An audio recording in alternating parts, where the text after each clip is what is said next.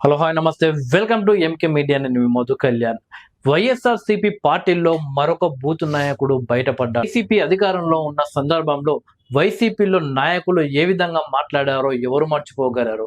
నిత్య పెళ్లి కొడుకు అంటూ, దత్తపుత్రుడు అంటూ, మూడు పెళ్లిళ్ళు అంటూ, ఆ అమ్మాయిని పవన్ కళ్యాణ్ వాడుకున్నాడంటూ, ఈ అమ్మాయిని పవన్ కళ్యాణ్ అజ్జేశాడంటూ, అంటే వినలేం, మనం మాట్లాడలేం. అలాంటి మాటలు వైఎస్ఆర్సీపీ నాయకులు మాట్లాడేవారు.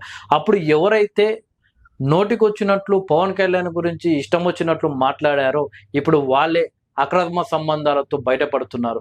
తాజాగా అంబటి రాంబాబుతో మొదలు పెడితే నిన్న ఒక పెద్ద ఆయన కూడా బయటపడడం జరిగింది. సో ఆయన పేరు అవసరం లేదు కానీ, సో ఈ రోజు వైఎస్ఆర్సీపీ ఎమ్మెల్సీ దువ్వాడ శ్రీనివాస్ ఆయన కూడా బయటపడడం జరిగింది. ప్రస్తుతం మంత్రి అయిన అచ్చెన్నాయుడు అడ్డుకోవడం కోసం టెక్కలిలో ఒక బలమైన నేతగా దువ్వాడ శ్రీనివాస్ ను హైలైట్ చేయడానికి వైసీపీ ప్రయత్నాలు చేసింది.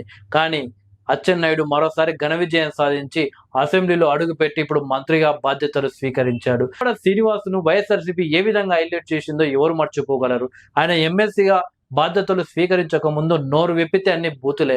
ఇష్టం వచ్చినట్లు ఒక మైకు పట్టుకొని ఇష్టం వచ్చినట్లు అచ్చెన్నాయుడిని తిట్టడం, టీడీపీ నాయకుల్ని తిట్టడం, పవన్ కళ్యాణ్ గారిని తిట్టడం.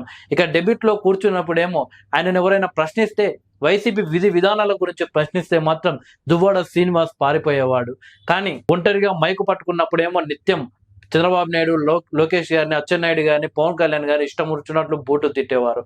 అయితే తాజాగా దువ్వాడ శ్రీనివాస్ గారికి సంబంధించిన విషయాలు సోషల్ మీడియాలో హైలైట్ అవుతున్నాయి. వారి భార్య కావచ్చు, వాళ్ళ కూతుర్లు కావచ్చు రోడ్డు మీదకి ఎక్కారు. నిన్న గురువారం అర్ధరాత్రి శ్రీనివాస్ గారి ఇంటి ముందు ధర్నాకు దిగడం జరిగింది. మా తండ్రి ఇంకొక మహిళతో అక్రమ సంబంధం పెట్టుకొని మేము కొత్తగా కట్టుకున్న ఇంట్లో ఉంటున్నాడు అని చెప్పేసి దువ్వాడ శ్రీనివాస్ గారి కూతుర్లు విమర్శిస్తున్నారు.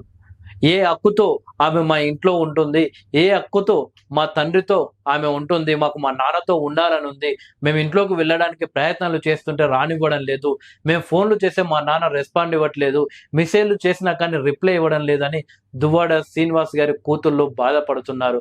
సో దువ్వాడ శ్రీనివాస్ గారి భాగవతం ఏందో మొత్తం మీద బయటపడ్డది. ఆయన ఇన్నాళ్ళు చెప్పిన పతితో మాటలు మొత్తం అబద్ధాలు, అసలైన మహిళలను వాడుకునే వ్యక్తి దువ్వాడ శ్రీనివాస్ అని చెప్పేసి ఈ రకంగా బయటపడ్డది.